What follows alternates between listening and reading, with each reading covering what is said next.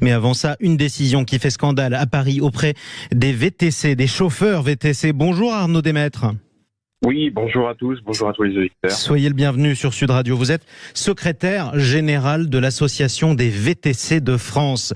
Les VTC expulsés des voies réservées aux Jeux Olympiques à Paris. Décision que vous avez apprise cette semaine. Vous allez vraiment pas pouvoir travailler pendant les JO ?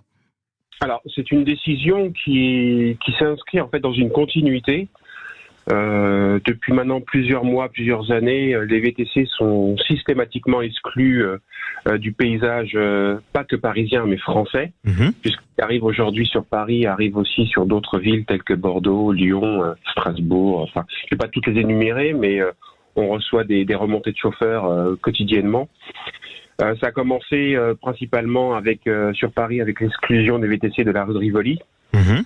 Maintenant, nous avons un combat pour pouvoir accéder à cette rue depuis maintenant plusieurs années. Alors, quand on parle d'exclusion, on parle de quoi ? On parle de ces fameux couloirs de bus que les taxis peuvent emprunter, mais pas les VTC, c'est bien ça ?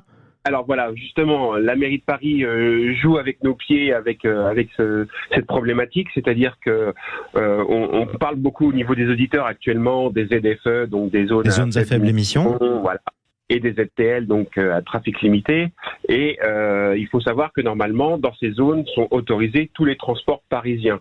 Il faut savoir que les VTC, les bus et les taxis font partie donc du T3P, le transport public de particuliers de personnes, et que nous avons la même formation au niveau du tronc commun, au niveau de la formation avec les taxis. Donc nous faisons sensiblement le même métier. Ouais.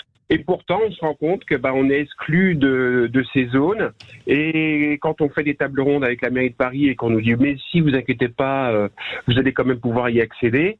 Par derrière, en fin de compte, on se rend compte très rapidement qu'on se fait avoir parce que y a des voies de bus qui poussent de partout. Et comme on n'a pas accès aux voies de bus, on est de facto relayé à faire le même trajet que les Franciliens. Et encore pas tous, parce qu'il y en a qui sont encore privilégiés aussi, on le verra avec les voies paralympiques et olympiques. Et en fin de compte, on se retrouve vous vous retrouvez tout simplement dans les bouchons, mais en plus, vous n'êtes pas comme les taxis, c'est-à-dire que vous n'avez pas de compteur. En gros, la course, elle est estimée avant, mais si vous mettez 2 heures pour faire 1 kilomètre, ça coûtera pas beaucoup plus cher, corrigez-moi si je me trompe. Et voilà, c'est exactement ça le problème, c'est que ça fait forcément des détours, et que le métier n'est plus rentable, et que beaucoup de nos collègues ont déjà... Jettent l'éponge. Alors, expliquez-moi, et ce sera ma dernière question, quelles sont ces voies olympiques et paralympiques sur lesquelles vous n'aurez pas le droit de rouler? Ça concerne aussi tous ceux qui ont une automobile et qui nous écoutent sur Sud Radio sur le 99.9, parce que s'ils ne sont pas taxis, eux non plus pourront pas les emprunter. Alors voilà, c'est très particulier ces voies olympiques et paralympiques. Il faut savoir que ça va vraiment tuer notre métier parce que c'est des voies qui vont être pérennisées après les Jeux olympiques. Donc il faut savoir que du mois de juillet prochain jusqu'au mois de septembre, ces voies olympiques seront mises vraiment en place sur la 1, la 4, la 12, la 13, la 86, la 104 et la N13. Et ainsi que sur le périphérique.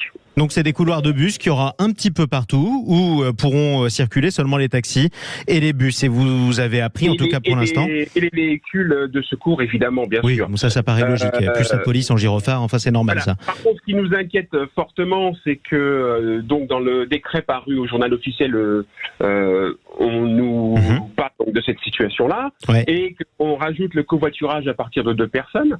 Mais par contre, nous, on fait du covoiturage quelque part. Vous êtes plusieurs dans la voiture, en tout cas quand vous avez un client. Et malgré tout, vous en êtes exclu.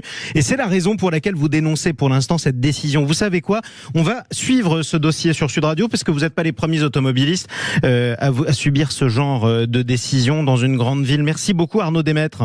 Merci. Secrétaire général de l'association des VTC de France. Bon courage à vous et à tous vos collègues qui nous écoutent en ce moment sur Sud Radio, quelle que soit la ville dans laquelle ils roulent.